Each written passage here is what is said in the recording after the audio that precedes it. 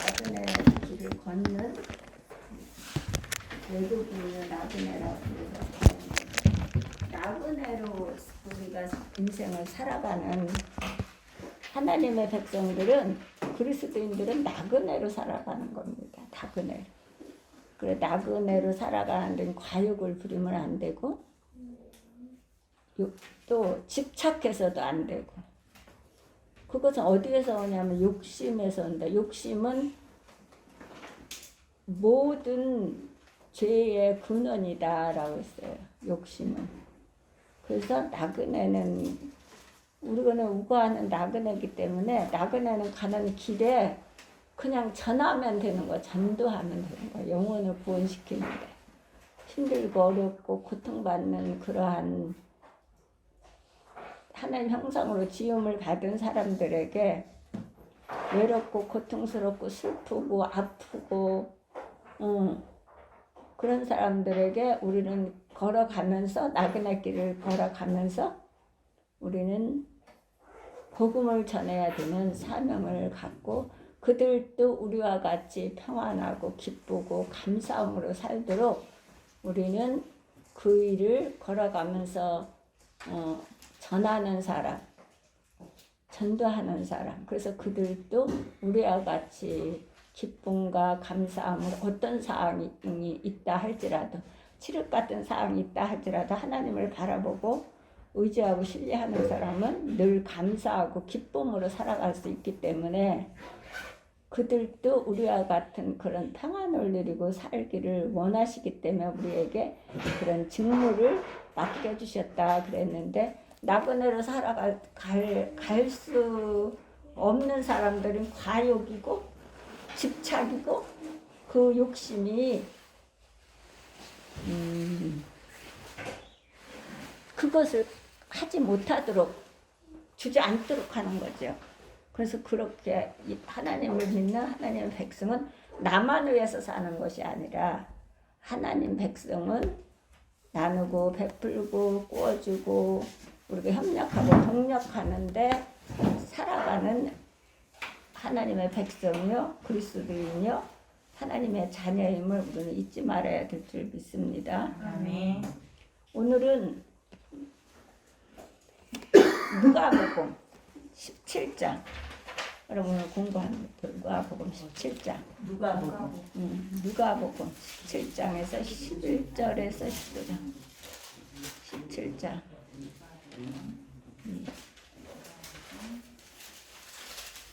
11장. 17절서부터 19절. 11장이요? 17장 11절에서 19절.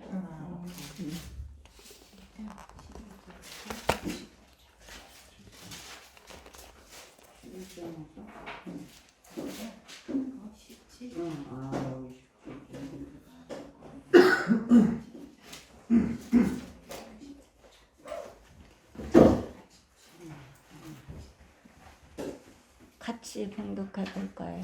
예수께서 예루살렘으로 가실 때에 사마리아와 갈릴리 사이로 지나가시다가 한 마을에 들어가시니 나병자 10명이 예수를 만나 멀리 서서 소리를 들어 이르되, 예수 선생님이여, 우리를 불쌍히 여기소서 하거늘 보시고 이르시되, 가서 제자들에게 너희 몸을 보이라 하셨더니 그들이 가다가 깨끗함을 받을지라. 그 중에 한 사람이 자기가 나온 것을 보고 큰 소리로 하나님께 영광을 돌리며 돌아와 예수의 발 아래에 엎드려 감사하니, 그는 사마리아 사람이라. 예수께서 대답하여 이르시되, 이런 사람이 다 깨끗함을 받지 아니하였느냐? 그 아홉은 어디 있느냐?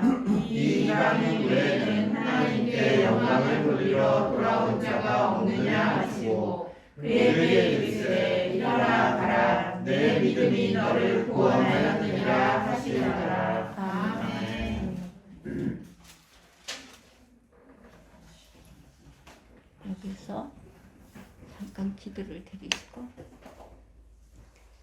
할렐루야. 전능하신 하나님 감사드립니다. 오늘도 저희들에게 모든 여건과 형편을 주시고 그것을 잘 감당하고 건강함으로 또한 철회 예배를 드리고 이 시간에 공부하게 하심을 감사드립니다. 영광 받으시옵소서. 이중은 연약하고 어두납니다. 도와주시옵소서. 하나님께서 이 시간 통치하여 주시고 육신의 모든 것들을 하나님 사하여 주시고 오직 하나님 생명의 말씀만을 전하고 증거하며 또한 저희들이 배울 수 있게 하시고 그 말씀이 심령밭에 심어져서 30배, 60배, 만배의 결실을 맺어 하나님께 영광을 돌려드리며 감사함으로 하나님 앞에 기쁨으로 흠양한 제물이 될 수 있도록 하나님 도와주시옵소서. 악한 영들 틈타지 못하게 하시고 성삼일체께서 주장하여 주옵소서. 이 모든 기도 나사렛 예수 그리스도 이름 받들어 기도드렸사옵나이다.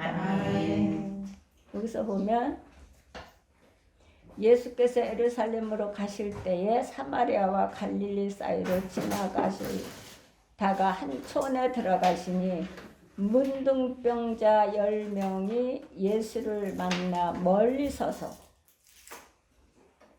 소리를 높여 가로되 예수 선생님이여 우리를 긍휼히 여기소서 하거늘 보시고 가라사대 가서 제사장들에게 너희 몸을 보이라 하셨더니 저희가 가다가 그래서 이거는 믿음이에요. 믿음 가다가 제사장을 만난 게 아니라 가다가 깨끗함을 받은지라. 그래서 가다가 그렇기 때문에 우리는 66권 말씀을 믿으면 역사가 있어요. 이 말씀이 하나님이시고 하나님이 성령님이시고 성령님이 예수님이시고 예수님이 진리거든요. 그래서 이 말씀을 믿으면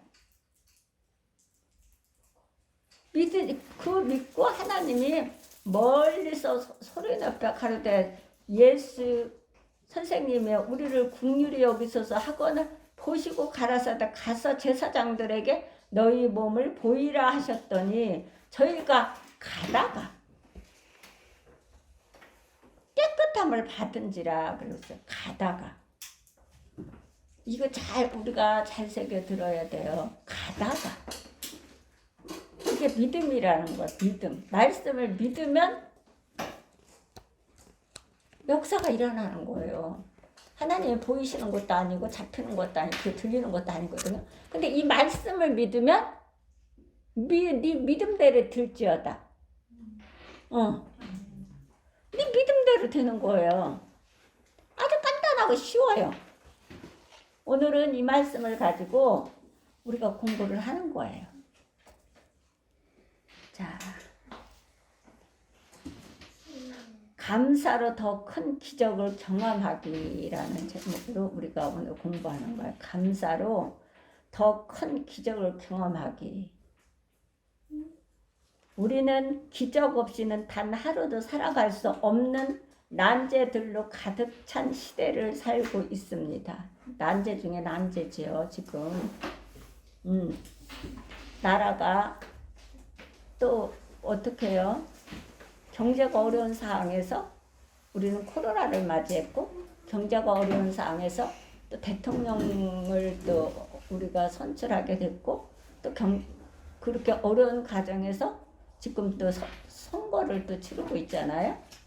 그럼에도 어려운 과정에서 우크라이나 러시아하고 전쟁이 일어나 전 세계가 지금 곡물과 모든 것들이 기름과 이런 것들 때문에 막 물가가 솟아오르지요.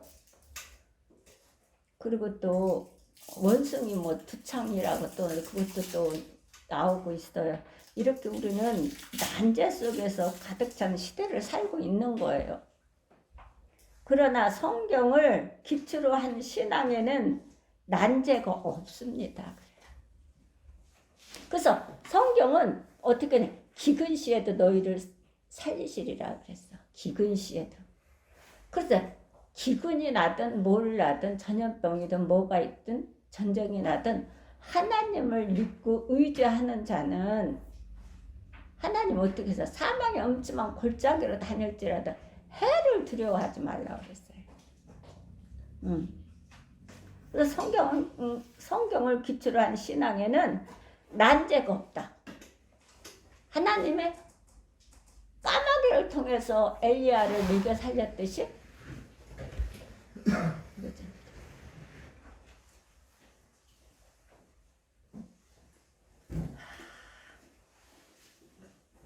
난제가 없다는 것이에요. 왜냐하면 기적의 신앙이기 때문입니다. 그래. 기적의 신앙. 만약에 기독교가 단순히 도덕적이나 상식을 가르치는 종교에 불과하다면 오늘이라도 당장 교회 문을 닫아야 할 것입니다. 그래. 도덕적 상식 이런 걸 가르치는 도덕적 상식 이거는 물론 예수 안에서 도덕을 지켜야 되겠죠. 그렇지만 그건 1순위가 아니에요. 그걸로 이거를 가르친다면 그거는 세상에서 다 가르치거든. 교육에도 다 가르치고 나라에서도 가르치고 모든 걸 가르쳐요. 그럼 당장 문을 닫아야 된다는 거예요. 도덕적이나 상식을 가르치는 종교에 불과하다면. 이성을 만족시키고 상식을 배우기 위해서 교회에 온다는 것은 그야말로 시간 낭비에 불과하기 때문입니다. 그래. 도덕, 상식을 배우기 위해서는. 그는 우리의 학교에서도 어디에서도 국가에서 다 배워요. 기독교는 이성과 상식을 존중하면서도 동시에 초월하여 이성과 상식으로는 해결할 수 없는 난제들에 대한 해답을 제시해 줍니다. 그래. 이것이 바로 복음, 즉 좋은 소식입니다. 세상은 날로 더 큰 기적, 더 위대한 기적을 필요로 하고 있습니다. 이런 기적들을 삶 속에서 어떻게 경험할 수 있을까요? 라고 지금 답하고 있습니다. 아니, 질문을 하고 있습니다. 예수님을 만나 깨끗함을 얻은 나병 환자 10명의 이야기에서 그 단초를 찾을 수 있습니다. 나병 환자 10명이 깨끗함을 얻은 기적을 체험했습니다. 10명이, 여기 10명이라고 적혀 있죠. 그러나 그 중에 한 명만 어떻게 해요? 하나님께 영광을 돌리며 돌아와 감사함으로써 육체의 치유뿐만 아니라 9명의 영혼까지도 치유받는 구원의 기적을 경험했습니다. 9사람은 가버렸어요. 9사람은 하나님 앞에 치료를 받고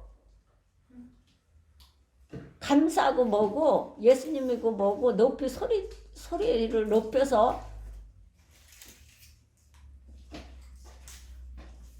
예수님 선생님 우리를 긍휼히 여겨 주시옵소서 한 목소리를 해놓고 병이 고쳐지니까 가버렸어요. 9사람은. 하나님께 감사치 않았어요. 하나님께 기쁨을 드리지 않았어요. 거기서 한 사람만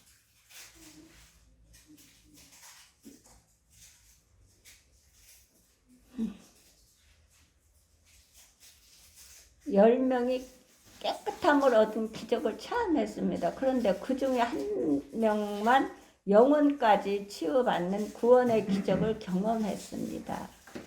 오직 그 한 사람만이 다른 9명의 나병 환자들보다 더 큰 기적, 더 위대한 기적을 홀로 경험한 것입니다. 그래. 이거는 육체적인 뿐만 아니라 영적으로 회복을 받았다는 거예요. 그 비밀이 궁금하지 않습니까? 우리의 삶에서 보다 더 큰 기적을 경험하기 위해 필요한 것이 무엇인가를 홀로 돌아와 감사했던 나병 환자에게서 배우고자 합니다. 우리네 인생에서 위대한 기적을 경험하기 위해 필요한 것은 무엇일까요? 그래. 우리의 인생에서, 인생 사는 과정에서 다 똑같이 인생은 삽니다. 예수 안 믿는 사람도 살고 예수 믿는 사람도 살고, 예수 안 믿는 사람도 아프고 예수 믿는 사람도 아프고, 예수 안 믿는 사람도 죽고 예수 믿는 사람도 죽습니다. 똑같아요. 그런데 이것을 어떻게 구별하는 삶을 사느냐는 거지. 우리가 그것이 인생에서 위대한 기적을 경험하기 위해서 필요한 것은 무엇일까요? 이것을 배우고자 하는 거예요, 오늘. 첫째, 위대한 기적. 더 큰 위대한 기적. 첫째, 믿음이 위대한 기적을 만든다. 믿음이 위대한 기적을 만드는 거예요. 다른 거 없어요. 믿음. 잘난 것도 하나님은 보시는 게 아니고, 못난 것도 보시는 게 아니고, 없는 것도 보시는 게 아니고, 있는 것도 보시는 것도 아니고, 명예, 철학, 우파, 좌파, 이런 예수님은 그걸 하는 게 아니에요. 기독교는 믿음이에요. 기독교는.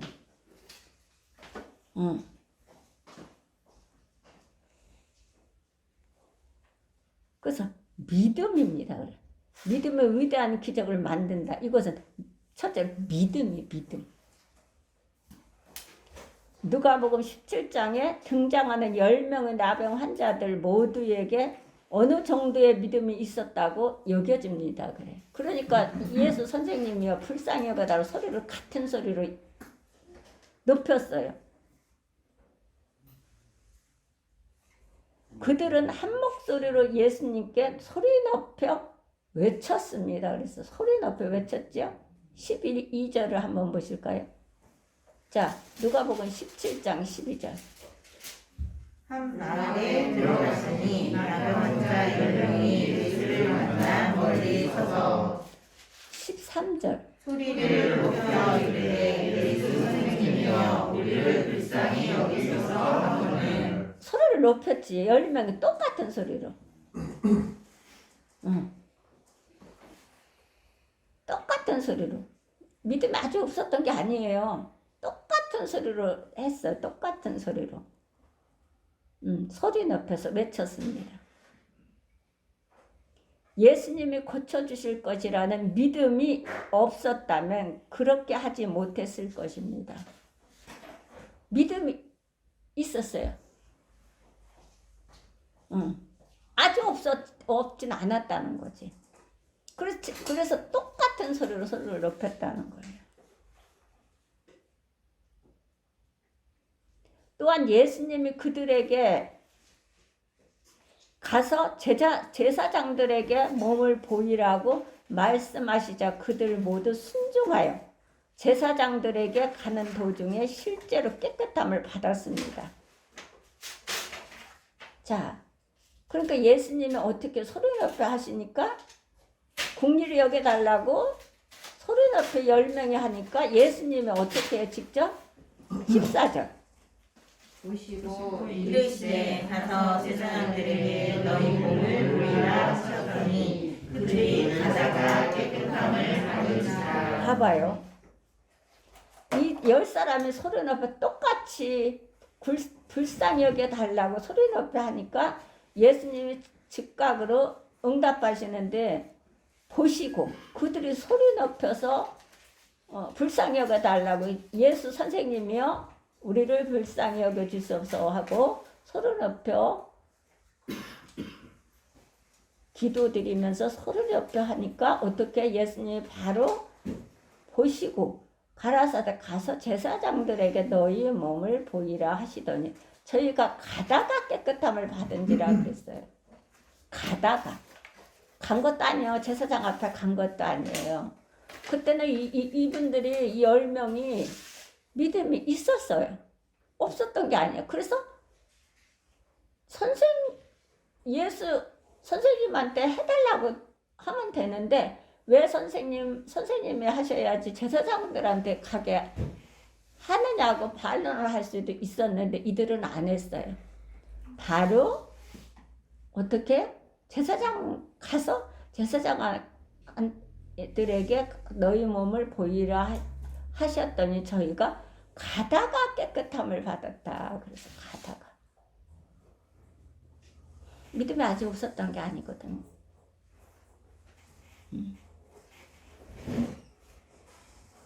그들은 그래서 모두 순종하여 제사장들에게 가는 도중에 실제로 깨끗함을 받았습니다. 10명 모두가 예수님의 말씀을 믿음으로 깨끗함을 얻은 것입니다. 10명 모두가. 그러나 그 중에 영혼의 구원까지 얻는 사람은 단 한 사람뿐이었습니다. 이 사람은 9사람은 병만 고쳤습니다. 그리고 떠나버렸어요. 받기만 하고 치료를 받기만 하고 그것이 끝인 줄 알고 떠나버렸어요. 이게 교회 안에 많습니다. 떠나버렸어요. 그 다음을 모르기 때문에 그래요.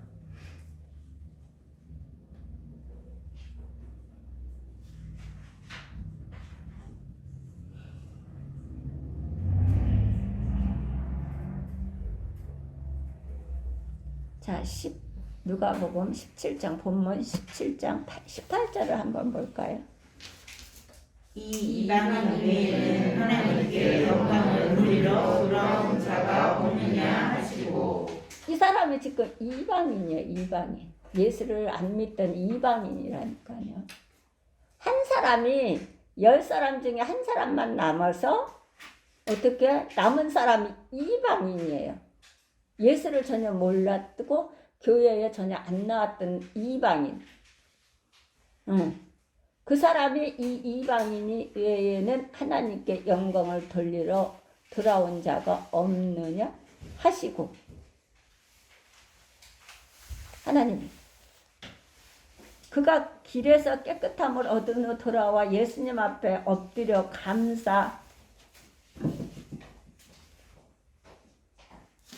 감사하니다 라고 예수님 앞에 고백합니다. 19절. 그에게 이르시되 일어나라 내 믿음이 너를 구원하느니라 하시더라. 뭘로 구원해요? 믿음이에요. 믿음. 예수 그리스도를 하나님의 아들임을 믿는 믿음이에요. 예수 그리스도를 이름으로 하나님 앞에 구할 때에 하나님이 축복하시는 거예요. 우리는 그래서 어떤 기도든 한 말씀을 기도를 드려도 예수 그리스도 이름으로 기도드립니다. 아멘 하면 하나님이 한테 받을 줄 믿습니다. 그러니까 구하세요.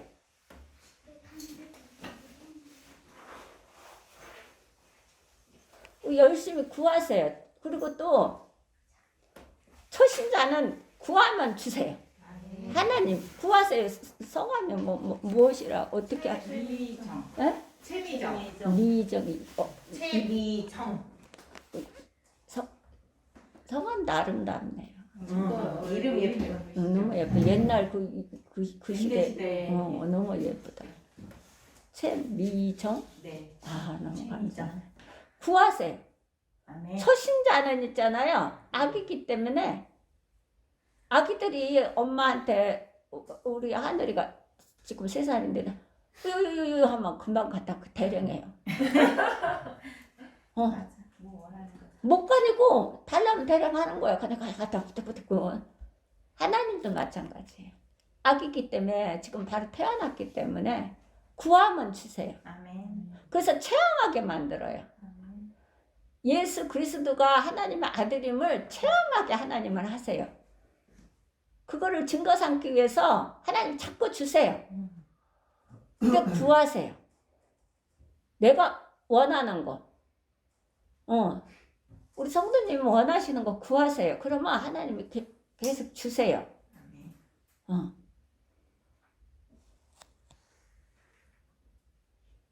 19절 우리가 봉독했나? 19절을 다시 한번 봉독할까요? 그에게 이르시되 일어나라 내 믿음이 너를 구원하느니라 하시더라. 아멘. 뭘로 구해요? 믿음. 믿음이 주님은 그에게 일어나 가라. 네 믿음이 너를 구원하였다 그랬어요. 믿음이 나를 구원하는 거예요. 아멘. 믿음이 나에게 하나님께서 내가 구하는 것을 하나님께 주시는 거예요. 말씀을 믿음으로 예수 그리스도가 하나님의 아들임을 믿음으로 그 예수 그리스도 이름으로 구할 때 하나님 주세요.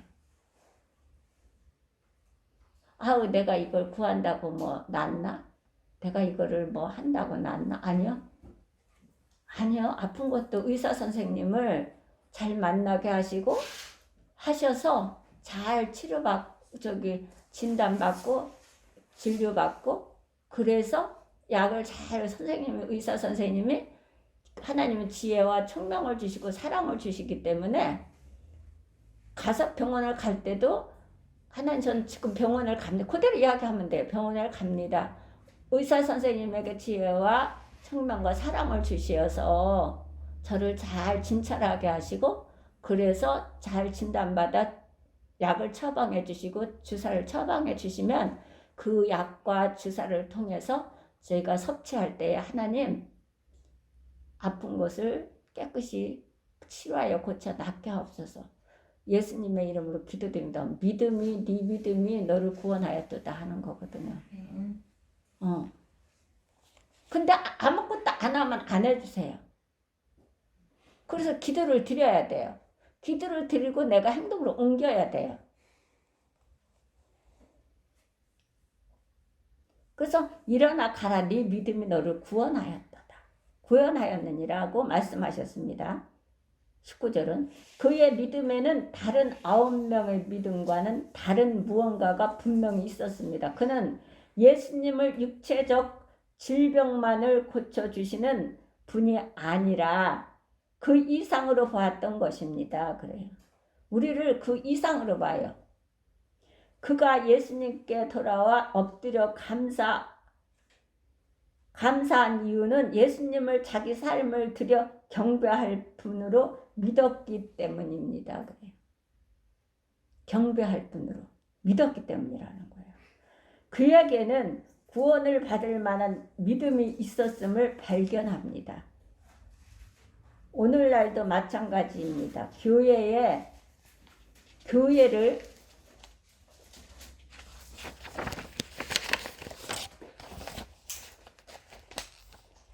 드나드는 많은 교인들에게 어느 정도의 믿음은 다 있습니다. 아까도 그랬죠? 이들이 믿음이 없었던 것이 아니라고 9명 병 고쳐놓고 병을 고치니까 9명은 달아나 버렸어요. 하나님 앞에 감사치 않았어요. 그러니까 영혼 구원을 못 받았어요. 어느 정도의 믿음은 다 있습니다. 교회에 드나드는 많은 교인들에게 예수님에 대한 믿음이 있기에 주님께 나와 기도하고 찬양도 드리는 것입니다. 그런데 삶 속에서 신앙의 변화와 기적을 체험하는 교인들이 실제로 얼마나 될까요? 부딪혀서 신앙은 부딪히는 거예요. 환경을 부딪혀서 이겨나가는 거고 유혹은 피하는 거예요. 마귀는 대적하는 거고. 그래서 환경을 부딪혀서 도망다니는 게 아니라 피해 다니는 게 아니라 부딪혀서 나가는 거거든. 그래서 체험을 하는 거거든요. 근데 이것은 믿음이 있어야 되는 거야. 믿음이. 내가 어떤 환경에 칠흑 같은 환경이 있을지라도 부딪혀서 그걸 이겨나가야 돼요. 그 너머에는 하나님 상급이 있어요. 우리 성도님도 어떻게 하면 이제 마귀가 막 극성을 부려요. 교회 못 나오게. 사단이. 아주 그럴듯하게 갖다 유혹을 주거든요. 그런데 그게 제일 가까운 사람일 수 있어요. 자녀가 될 수도 있고 친척 권력들이 될 수도 있고 내게 제일 친한 사람이 될 수도 있어요. 복을 받지 못하도록 막아버리는 거거든. 거기에 넘어가면 안 됩니다. 그리고 내가 몸이 더 아플 수도 있어요. 그러나 그걸 이기고 나오시면 그리고 하나님께 기도드리면 큰 보상을 받습니다. 그렇게 안 겪어 온 사람이 없어. 예수 믿는 사람들은 사단이 역사하기 때문에.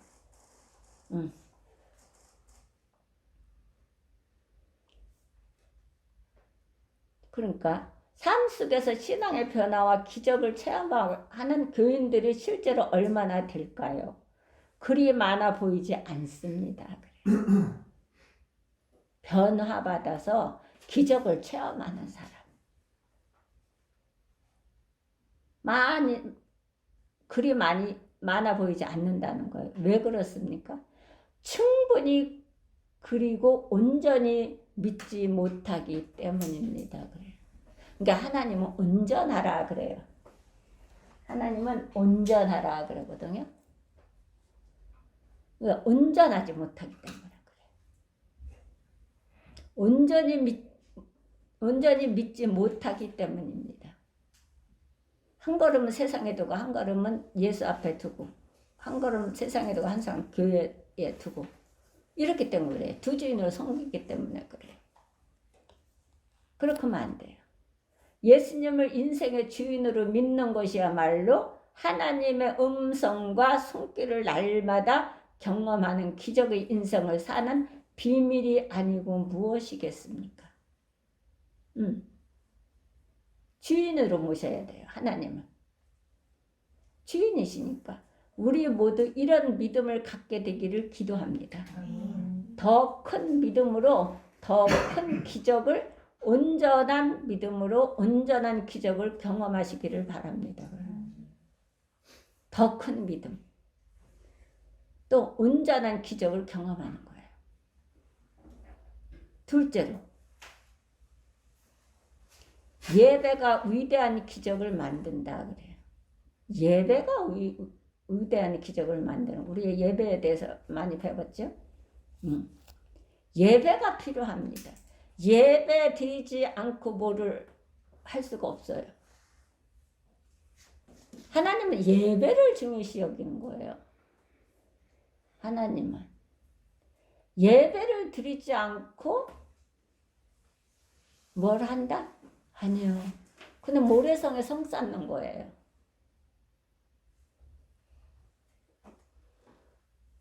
지금까지 예배의 삶을 살지 않으면서 하나님께 쓰임 받았다는 사람을 본 적이 없습니다. 예배를 드리지 않으면서 하나님께 어떻게 뭐를 쓰임을 받아요? 어떻게? 그리스도인의 삶의 모든 기적은 예배에서부터 출발합니다. 그래. 예배에서부터 출발하는 거예요. 그래서 예배를 사모해야 되는 거예요. 하나님은 예배를 중요시 다른 거 중요시 여기는 게 아니에요. 그래서 엿새 동안 열심히 일하고 7일에 하나님께 예배를 드리는 거, 거룩한 주의를 성수를 드리라는 거거든요. 하나님 그거 원하시는 거예요. 여기서부터 출발하기 때문에 그래요. 복의 출발의 근원이 여기서부터예요. 예배야말로 하나님의 임재를 전인격적으로 경험하는 순간입니다. 그래. 한 명의 나병 환자가 어떻게 했는지를 보십시오. 15절에서 16절을 한번 봅시다. 누가복음 15절에서 16절. 그 중에 하나가 자기의 자기가 나은 것을 보고 큰 소리로 하나님께 영광을 돌리며 돌아와 예수의 발 아래 엎드려 하사하니 저는 사마리아 사람이라. 아멘. 보세요. 그 중에 하나가 자기의 나은 것을 보고 큰 소리로 하나님께 영광을 돌리며 하나님 이렇게 낫게 하셔서 감사합니다 했다는 거예요. 돌아와 예수의 발 아래 엎드려 살해하니 감사하니 저는 사마리인이라 이방인이에요. 이 한 사람만 10명이 다 문둥병이었지만 이 한 사람만 나은 것을 보고 돌아와 예수 발 앞에 어떻게 해요? 영광을 돌렸어요. 그리고 그 발 아래 엎드려서 살해했어요. 감사했다는 거죠.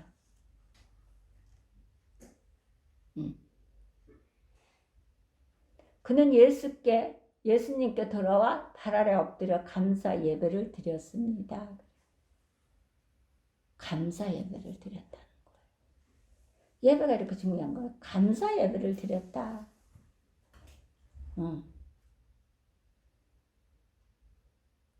단순히 존경을 표시한 것이 아니라 예배를 드렸다는 뜻입니다. 존경의 표시가 아니라 예배를 드렸다는, 감사해서. 예배가 중요한 거거든요. 감사하면 예배 드려야 돼요. 감사하죠. 저도 오늘 이 시간까지 살게 하시고 이렇게 움직이게 하시고 모든 것들을 주 안에서 감사함으로 살게 하시니 너무너무 감사해요. 예수 믿는 사람들은 있어서 감사하는 게 아니에요. 어떤 사항이든 하나님께 감사를 드리는, 감사합니다. 하나님 이 사항이 어떻게 무슨 하나님의 어떤 뜻으로 이게 왔는지를 깨닫게 하셔서, 제가 잘못했으면 제가 무릎 꿇고 하나님께 회개하게 하시고, 제가 깨닫지 못하는 것이 있으면 깨닫게 하셔서 하나님 앞에 무릎 꿇게 하옵소서, 그리고 돌이키게 하옵소서, 이렇게 우리가 기도를 드려야 돼요. 그래서 우리는 감사함으로 이렇게 그 이방인처럼, 사마리아인처럼 발 아래 엎드려 돌아와서 발 아래 엎드려 감사 예배를 드렸습니다. 그는 더 위대한 기적을 경험할 수 있었던 이유입니다. 이것이. 이것이 바로 그가 더 위대한 기적을 경험할 수 있었던 이유입니다. 그는 예수님께 경배함으로써 주님의 영광과 찬양을 받기에 합당하신 분임을 인정했습니다. 예배가 무엇입니까? 즉 예배는 하나님의 가치를 인정하는 행위라는 뜻입니다. 하나님의 가치, 인정하는 뜻입니다. 요한계시록을 보면 천국에서 24장로가 하나님께 경배하는 장면이 나옵니다. 요한계시록을 잠깐 가볼까요? 4장을 한번 봅시다. 4장.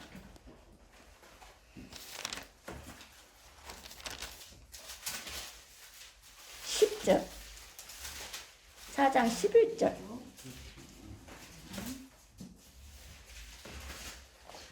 자,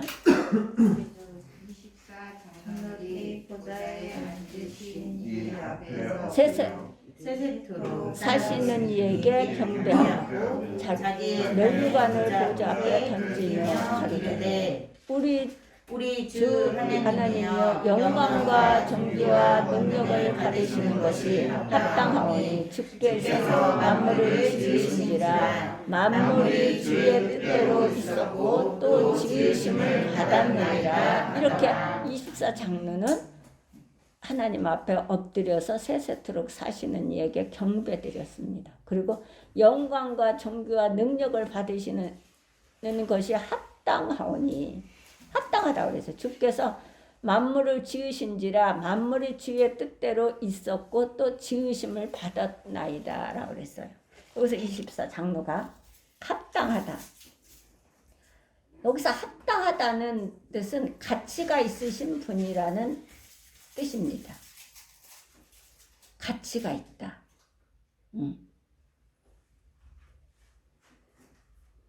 아, 저거 사는 가치가 있어. 홍라인 여사님이 미술 그걸 하잖아요.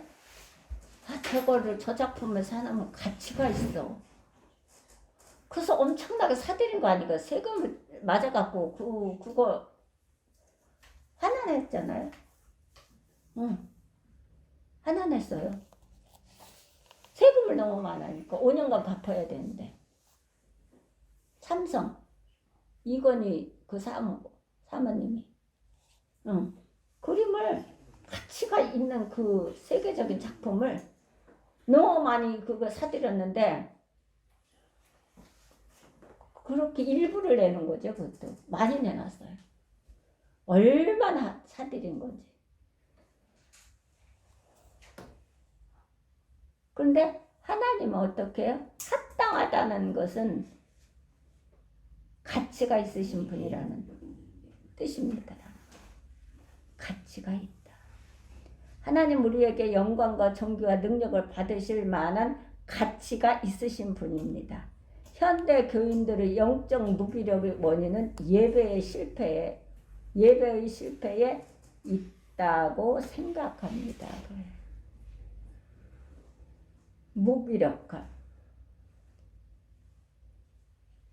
무기력하다 보니까 나중에는 지금 대부분이 그 정신건강의학과를 많이 찾지요.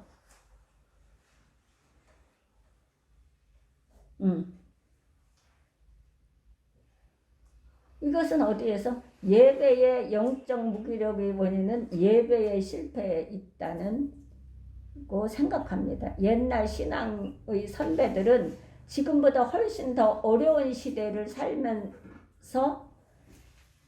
살면서도 고난을 이기고 믿음을 지켜냈습니다. 예배에 대한 갈망과 헌신이 있었기에 가능했습니다. 예배에 대한 어떻게 헌신과 갈망. 조용기 목사님 여의도 순복음교회 그 시대만 해도 그랬습니다.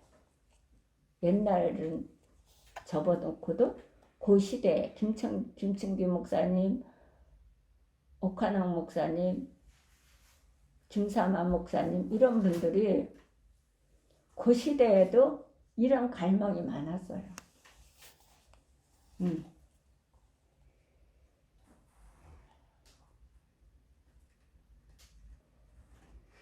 훨씬 더 어려운 시대였었는데 그때도 예배에 대한 갈망과 헌신이 있었기에 가능했습니다. 그들이 얼마나 예배를 기다리고 삼했는지 아십니까? 일주일 내내 예배를 삼했습니다. 토요일이 되면 다음날 예배 드릴 생각에 가슴이 설레었습니다. 1시간 전부터 예배당에 앉아 찬양과 기도로 준비했습니다. 늦어도 30분 전에는 도착해서 그곳에 임재하실 성령님의 은혜를 바라보며 마음을 가다듬었습니다. 제가 제일 처음에 예수 믿을 때도 그랬어요. 저는 딱 집집에 앞자리에 앉으니까 앉지 말라고 그러더라고요.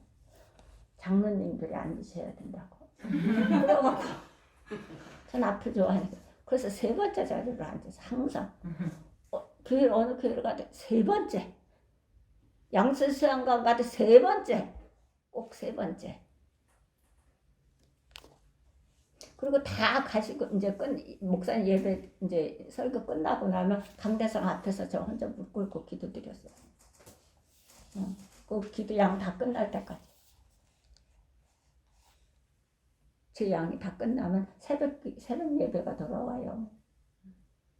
그런데 이제 거기 사람이 많으니까 그런데 그러면 그 주위의 분들이 박수치고 그랬어요. 수고했다. 전 그렇게 신앙생활을 했어요.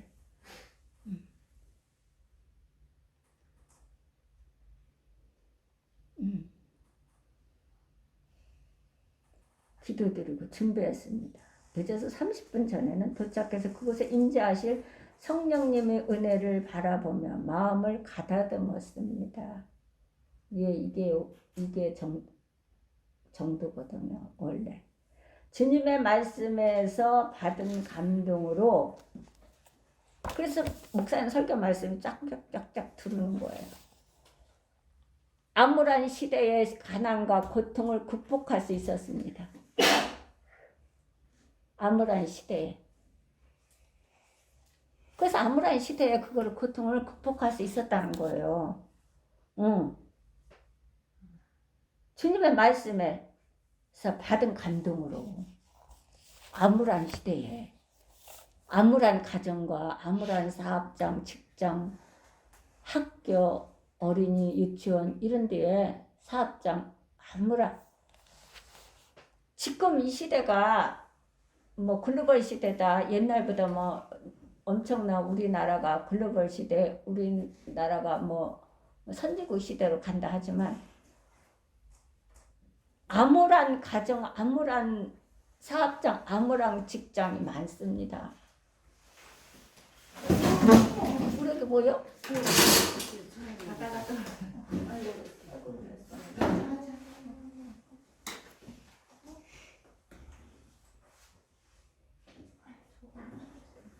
그래서 우리를 뭐를 해줘야지. 응. 어떻게 주무셨어?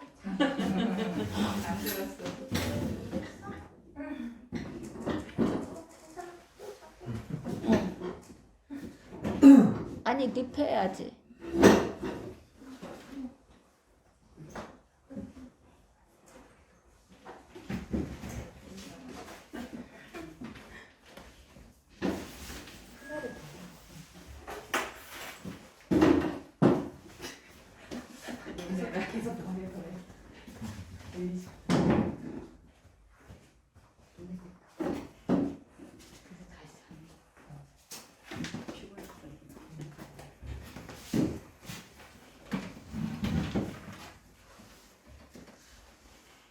그런데 오늘날 우리 모습은 어떻습니까?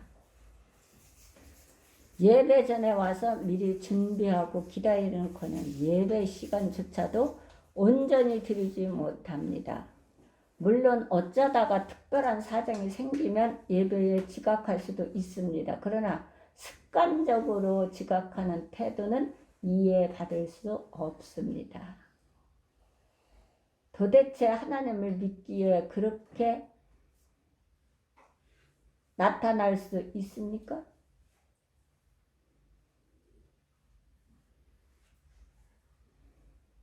나타날 수 있을까요?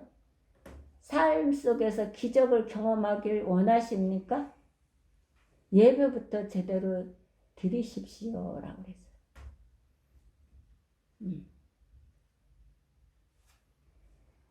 세 번째, 감사가 더 큰 기적을 만듭니다.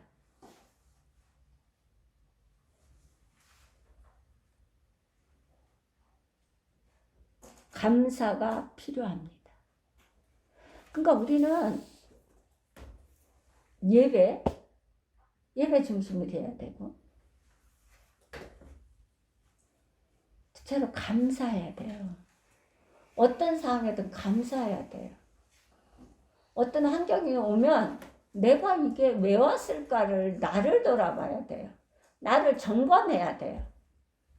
그래서 내가 하나님 앞에 돌이켜야 돼요.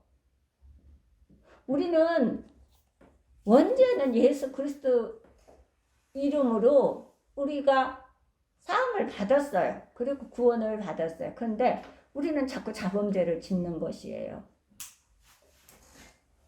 날마다 시시때때로. 그래서 옛 성품을 버리지 않으면 계속 자범죄가 계속 있는 거예요. 내 속에.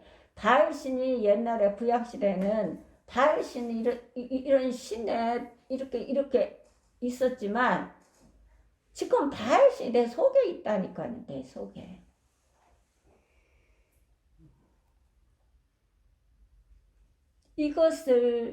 그것을 버려야 돼요. 그것을 깨서 부셔야 돼요.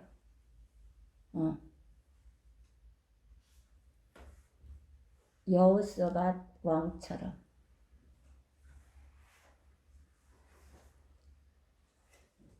또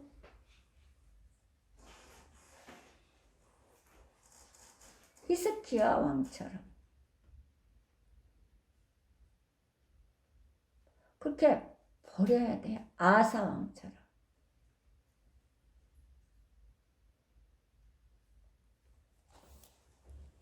우리는 그걸 안 버리면 그것이 옛성품이에요. 옛성품. 옛 성품을 버리지 않으면 안 돼요. 그거는 안 버려도 되고 안 버려도 되는 게 아니라 버려야 돼요. 내 고집? 내 소견?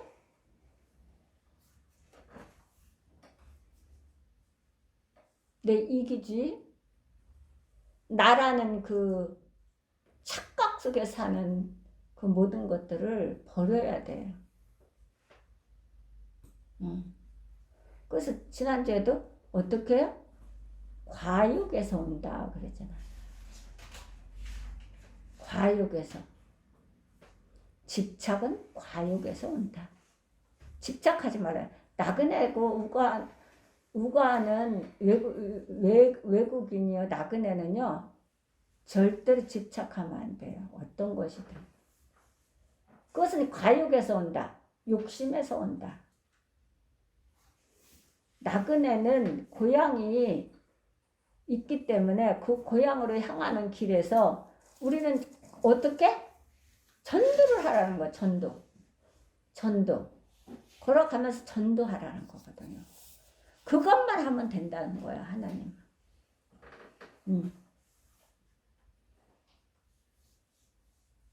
악의 근원은요. 욕심에서 온다잖아요. 악의 근원은 욕심. 나만 잘 되면 된다. 나만 살면 된다. 내 가족만 살면 된다. 아니요. 절대로 그렇게 살지 못해요.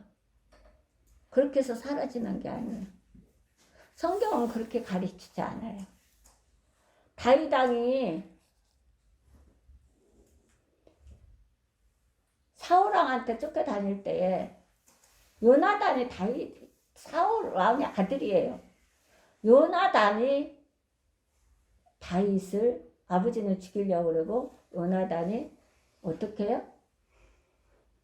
다윗을 도왔어요. 어떻게 어느 정도까지 도왔냐면 이 갑옷은 자기 모든 거거든요. 전쟁에서 이 갑옷은 자기의 모든 것 그것을 다윗에게 준 것이에요. 그리고 꿀을 따다 먹이고 모든 아버지가 하는 계획들을 가서 전하고 어떻게 피하라 어떻게 하라라는 것을 그래서 심었더니 어떻게 해요? 다 그 가정에 아버지로부터 아들 다 요나단까지 다 죽었잖아요. 그런 다음에 삼국 통일을 이루고 나서 다윗이 어떻게 해요? 사울의 모든 족속을 찾으라 그랬어요. 가족들을. 그랬더니 아무도 없고 무비보셋만 남았잖아요. 그런데 유모가 전쟁통에 데리고 가다가 떨어뜨려서 장애가 됐어요. 그런데 그것을 무비보셋을 찾아서 어떻게 했어요? 왕의 상에서 평생을 먹으면서 거기서 살면서 모든 사울의 재산을 거기에 다 넘겨줬어요. 그래서 우리는 사람들은 그렇게 해요. 나는 그게 제일 안타깝거든요. 내 자식이라고 그래서 아이들을 공부를 해야 되겠지요. 해야 되는데 그래서 그거는 정부에서 그것은 세계가 다 정부에서 관리하는 거예요. 교육은. 근데 공부과가 있고 다른 재능과가 있고 다 달라요. 재능이. 공부 안 하는 아이를 갖다 상납하면서 한다는 거예요. 안 하거든요. 근데 내 옆에 교회 안에 내 형제들이 자녀들이 공부를 잘하는 아이들이 있어요. 그걸 밀어줘야 돼요. 왜냐면요. 그 아이가 성장해서 그 아이를 통해서 내 자식이 공부를 못했던 내 자식이 아무것도 할 수가 없은 내 자식이 그리고 몰라서 어떤 걸 하다가 한계가 있잖아요. 못해요. 그러면 그 심은 그 아이의 아이가 성장해서 내 자식을 돌보고 협력하고 동력하는 거예요. 그래서 그렇게 하면 안 되는 거예요. 그냥 그게 답답한 거예요. 아이가 축구를 잘해요? 그게 재능이에요? 그럼 그 재능 밀어주면 돼요. 아이가 다른 걸, 뭐 피아노를 잘 쳐요? 그게 재능이에요? 그거 밀어주면 돼요. 안 하는 내 자식을 갖다가 피아노를 치라고 그냥 갖다가 선생을 붙여서 갖고 계속 그걸 하라고 한다면 그냥 그걸 안 해요. 낭비만, 시간 낭비, 돈 낭비.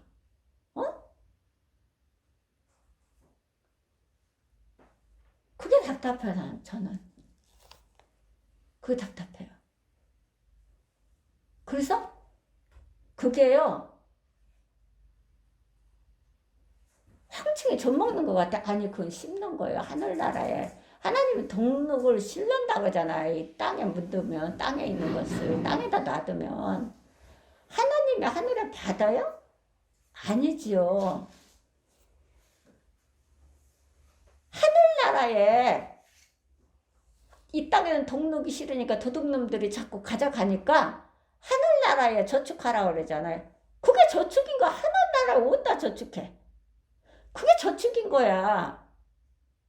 전도하고 구제하고 협력하고 동력하고 가리키고 이게 하늘나라에 저축하는 거라고요. 저축. 내가 삶 얼마나 살아요. 내가 내 자식을 지키면 얼마나 지켜요. 못 지켜요. 하나님은 오라 하시면 오늘 밤이라도 가야 돼요.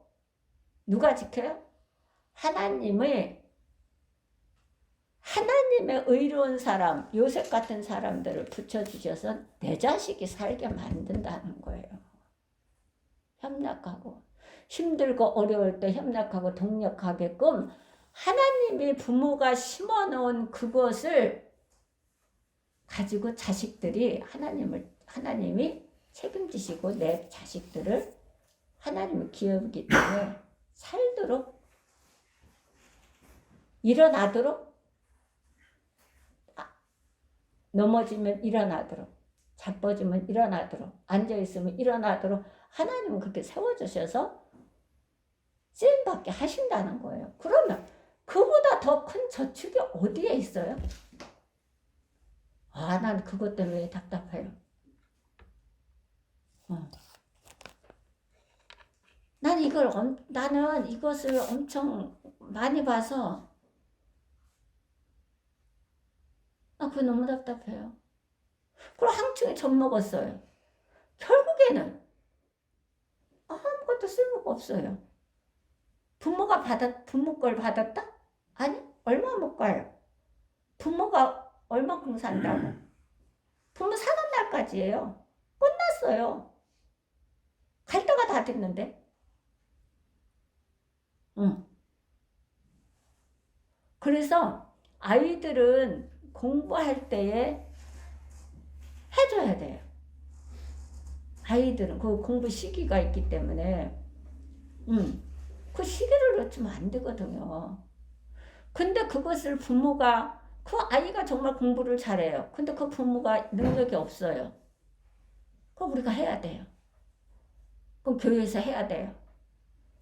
그것뿐만 아니라 어떤 것도 마찬가지예요. 근데 그게 제일 중요하다는 거예요. 굶는 것보다 그 중요한 거예요. 아이들을. 왜냐하면 이 세상과 이 나라와 사회와 국가와 이 아이들을 이끌어갈 제목이기 때문에 그래요. 아이들이 없으면요, 나라는요, 패망한 나라예요. 그 아이들을 그렇게 해서 길러내야 돼요. 내 자식이 안 하는 내 자식을 가지고 끌어안고, 나 그게 답답해요. 난 그걸 너무 많이 봐서,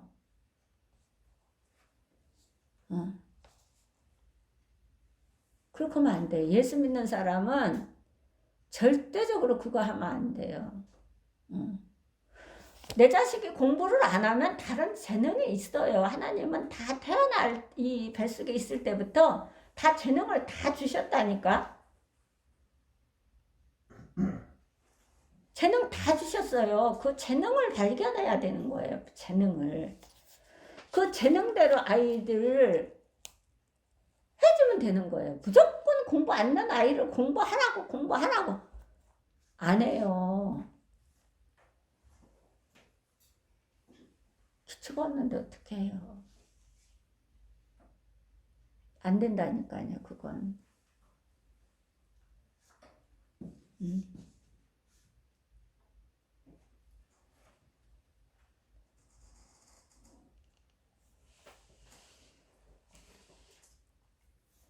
우리가 16장을 볼까요? 16절.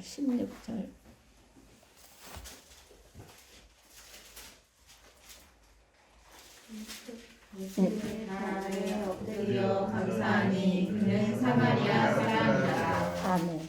그는 예수님의 발 아래 엎드려서 감사를 올려드렸습니다.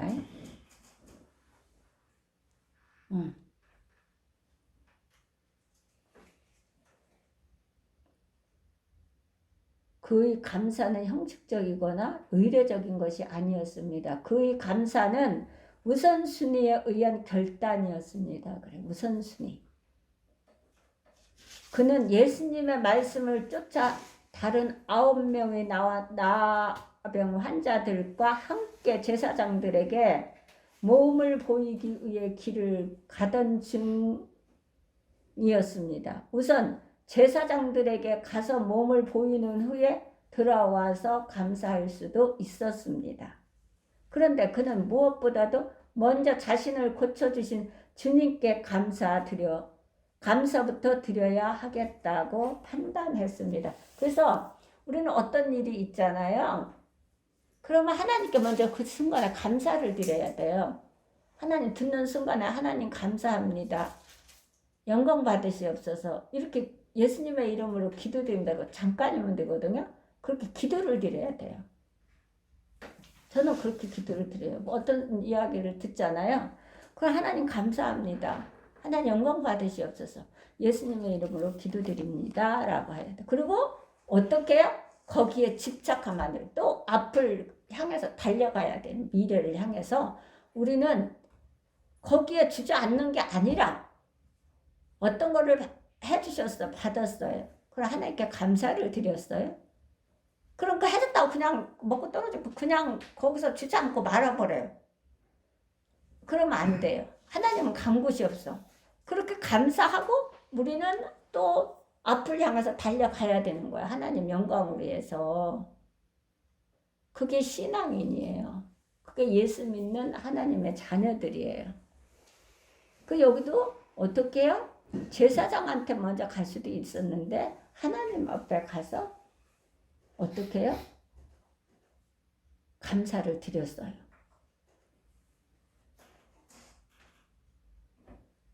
그런데 그는 무엇보다도 먼저 자신을 고쳐주신 주님께 감사부터 드려야겠다고 판단했습니다. 그것이 마땅한 도리라고 믿었던 것입니다. 예수님이 나병 환자들에게 가서 제사장들에게 몸을 보이라고 하신 것은 정결법상 필요한 조치였습니다. 당시 제사장들은 단순히 종교적 기능만을 수행한 것이 아닙니다. 제사장들이 나병 환자들의 외침을 조언해 주어야 비로소 그들은 사회에 복귀할 수 있었기 때문이다 라고 그랬어요. 제사장들에게 인정받기 전까지는 격리되어 성 밖 어두운 동굴 속에서 살아야 했습니다. 문둥병들은. 지금도 문둥병 우리 저 자랄 때 막 문둥 환자가 왔다고 문둥병이 왔다고 간 빼먹어 간다고 그러면서 막 학교 왔다 갔다 막 도망가고 저기다 그 전에는 이제 이 장애분들이 뭘 이렇게 꼈잖아요. 깔꾸리 같이 이렇게 하면 깔꾸리 같이 꼈어요. 그분들이 가만히 있으면 되는데 아이들한테 장난을 치는 거고 깔꾸리 갖다가 그러니까 무섭지요. 간 빼먹는다니까 막 도망가고 그랬던 적이 있어요. 근데 지금은 이제 그게 나아서 약이 있어서 그런 게 없는데 그래도 지금 그렇게 되는 사람 그러니까 그게 어디요? 자녀들이 넣으면 다 물에다 빠뜨려 죽이고 그런 그 시절이 있었던 거지.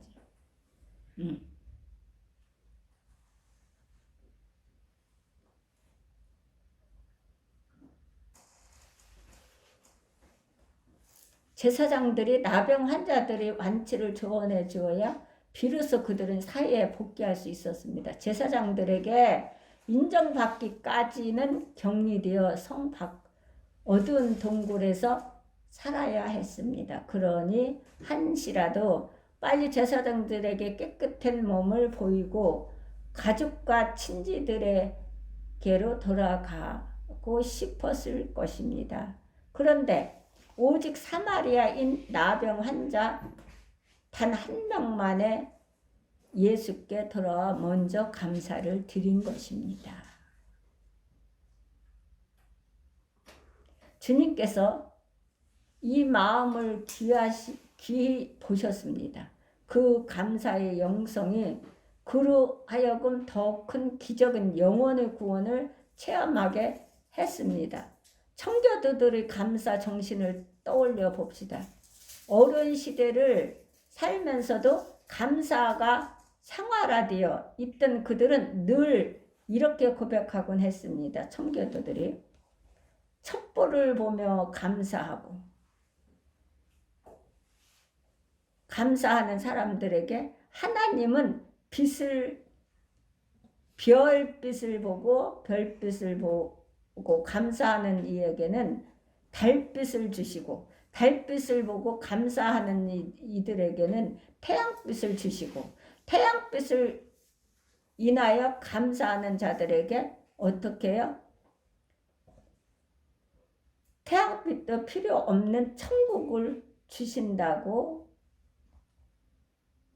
말씀하셨습니다. 우리도 마찬가지로 유일하게 돌아와 감사 인사를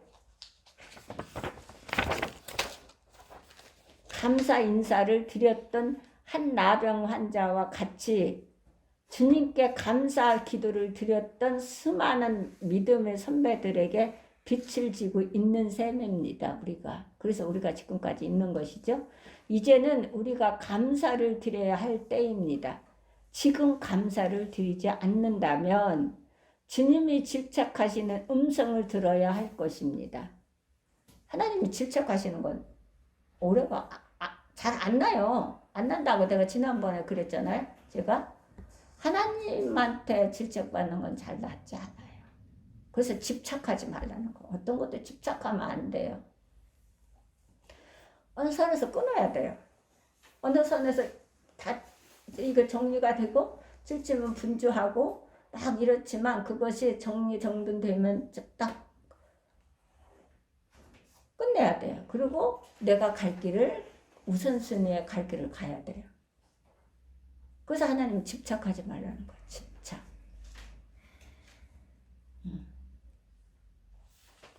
집착은 모든 것을 다 합해서 말하는 것이에요. 어떤 이는 돈에 집착하는 사람이 있고 어떤 이는 일에 집착하는 사람이 있고 어떤 이는 자식에 집착하는 사람이 있고 어떤 이는 권력에 집착하는 사람이 있고 어떤 이는 정치에 집착하는 못 놔요. 정치 알거지가 됐는데도 못 놔요. 정치를 하는 게 그렇게 무섭더라고요. 이게 뭐 한국한인가 김국한인가 있었어요. 여기에 고양시에 못 넣더라고요. 거지가 됐는데도 그걸 못 넣더라고요. 집착이 얼마나 무서운 건지. 다 정치에 다 들어먹고 누가 알아주지도 않는데 집착이 그렇게 무서운 거예요. 그것은 어디에서 온다? 과욕에서 온다. 과욕은 어디에서 온다? 욕심에서 온다. 이제는 우리가 감사를 드려야 할 때입니다. 지금 감사를 드리지 않는다면 그의 질책하시는 주님이 질책하시는 음성을 들어야 할 것입니다. 너희가 다 나의 은혜를, 나의 사랑을, 나의 축복을 받지 아니하였느냐.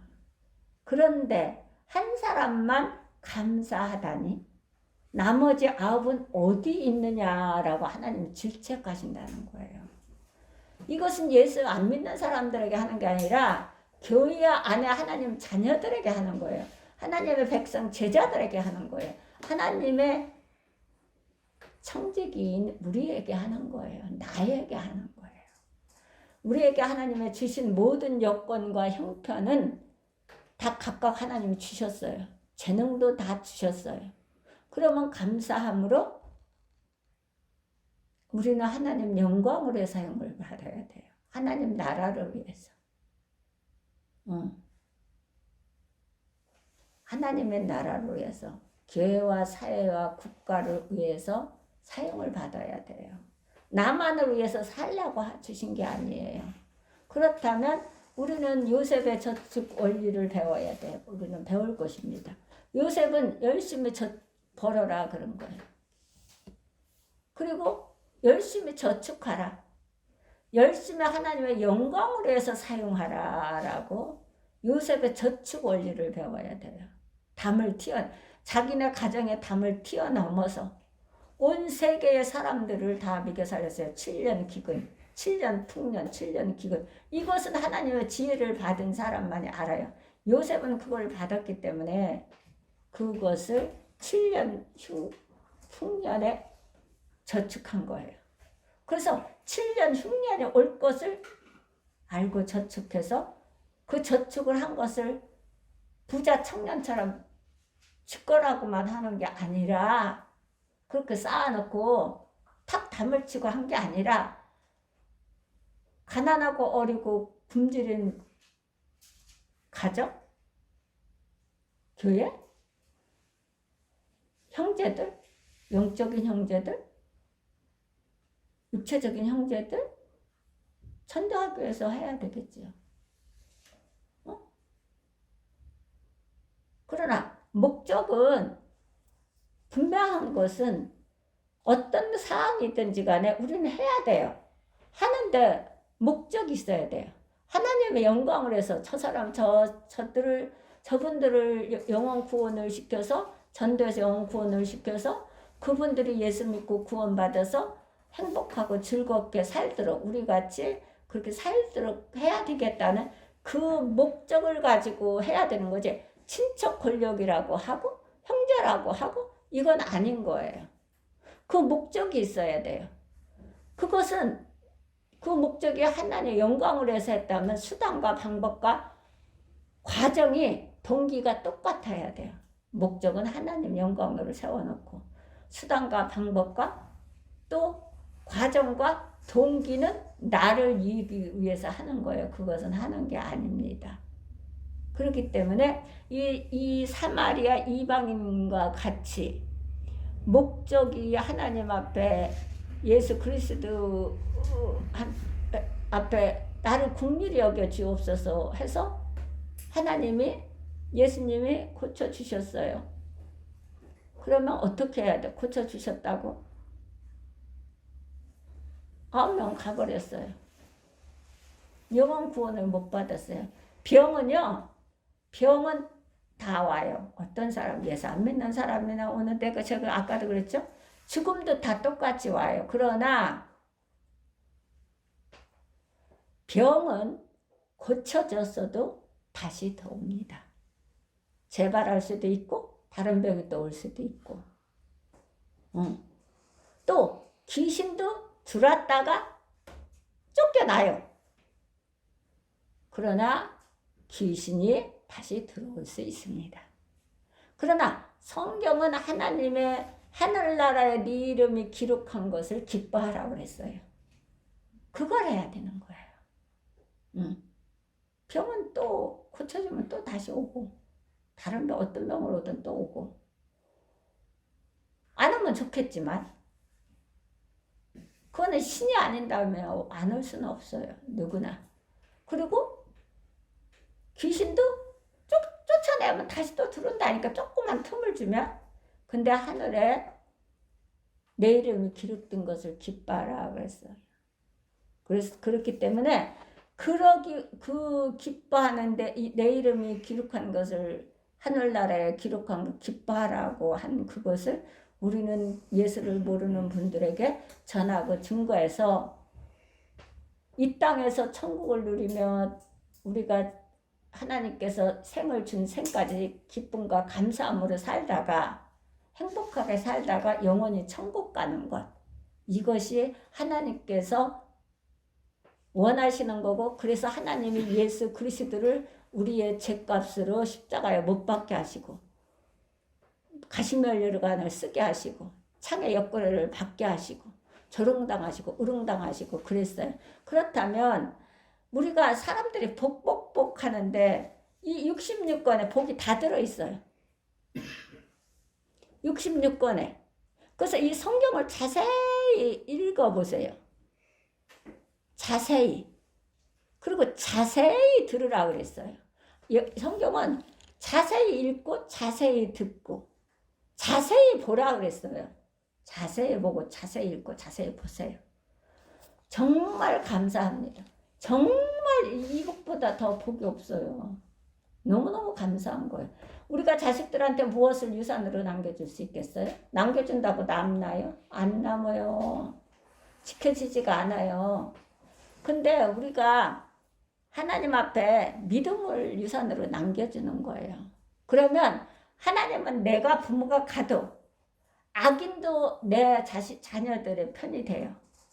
악인도. 그러면 의로운 사람이 얼마나 내 자녀들을 편을 대겠어요? 협력하겠어요? 믿음의 유산을 남겨준다면, 기도의 유산, 예배의 유산, 전도의 유산, 이것을 내가 할 수 있는 거잖아요. 그것을 유산으로 남겨주는 거예요. 물질을 남겨주는 게 아니에요.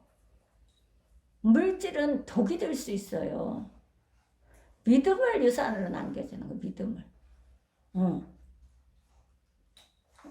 믿음을 유산으로 남겨주는 거지, 어떤 재산을 내 데까지 못 간다니까요. 내 데까지. 그래서 하늘나라에 싸라 그런 거잖아요. 이 땅엔 덕록이 맺는다.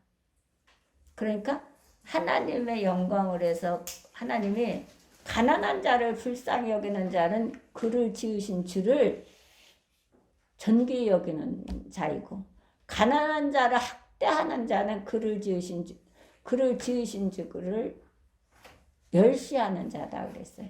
가난한 자를 불쌍히 여기는 자는 주께 꾸이는 것이니, 주께서 꾸이는 것이니 주께서 여호와께서 갚으시리라 그랬어요. 그렇기 때문에 우리는 그 일을 해야 되는 거예요. 내 거, 나만, 내 자식만, 그거는 내가, 누구 왕이에요? 느부갓네살 왕처럼 내가. 아니요, 오늘 저녁에 네 영혼을 들여가면 네게 무슨 유익이 있느냐 그랬어요. 성경에는. 그렇기 때문에 우리는 그의 나라와 의를 위해서 사용을 받아야지, 내 의와 내 영광을, 내 권력을 가지고 휘두르게 되면 하나님의 자녀는 하나님이 놔두질 않습니다. 하나님은 그런 성품이 아니시기 때문에 그래요. 하나님은, 예수님은 가난한 자를 찾아다니셨고 병든 자를 찾아다니셨고 정말 슬프고 아프고 고통스러운 사람들을 찾아다녔고 외롭고 이런 사람들을 찾아다니셨지, 그렇게 권력을 가지고 휘두르는 사람들을 찾아다니지 않았어요. 그리고 하나님의 형상으로 지음을 받았기 때문에 가난하든 부자든 못생기든 잘생기든 못 입든 잘 입든 하나님 앞에서는 그건 아무 상관이 없어요. 잘 배우고 못 배운 것도 아무 관계가 없어요. 난 놓고 기억자도 몰라도 상관이 없어요. 하나님은 그냥 하나님을 믿고 경배드리면 하나님은 그것으로 만족하고 우리에게 준비된 복을 어떻게 흔들어 넘치도록 부어 주지 아니하나 보라 그랬어요. 흔들어 넘쳐서 주신대. 이런 하나님을 안 믿어요? 저는 믿어요. 어떤 것도 안 바꿔요.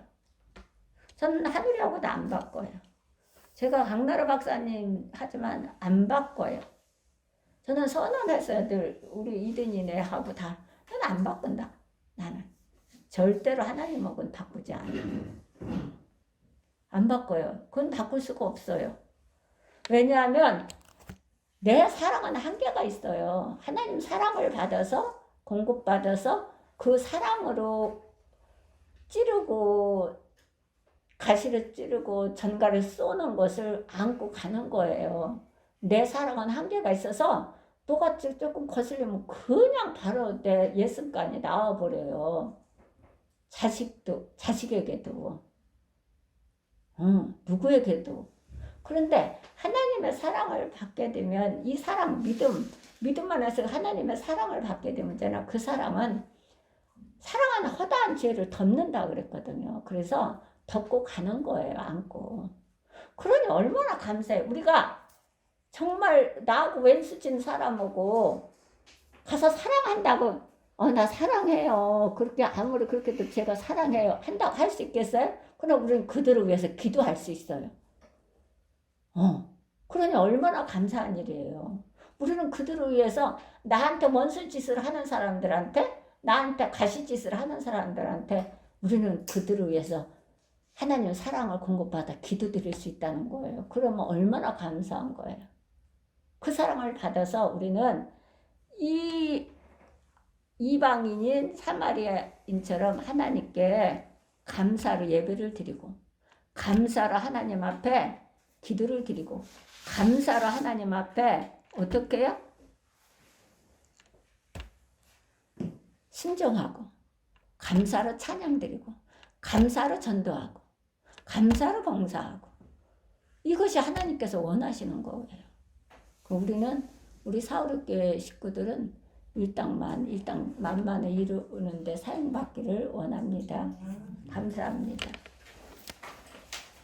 자, 우리가 잠깐 기도드리고 할렐루야. 은혜로우신 하나님 감사합니다. 오늘 또 누가복음 17장 공부를 했습니다. 하나님 잘못 전한 거 있으면 용서하여 주시고 또한 저희들이 이 말씀을 잘 깨달아서 심령에 박히게 하옵소서. 정말 하나님은 목사님을 통해서 매 주간마다 하나님 앞 성도들 앞에 우리 사우르교회 식구들 앞에 선포합니다. 그 말씀을 심령에 박히게 하여 주옵소서. 그래서 하나님을 의지하고 신뢰할 그 믿음으로 하나님 충만케 하셔서 배우고 받고 듣고 본바를 행하여 하나님께 영광을 돌려드리며 이 사마리아 이방인인 사마리아인처럼 하나님께 감사 예배를 드릴 수 있는 우리 모두가 될 수 있도록 도와주시옵소서.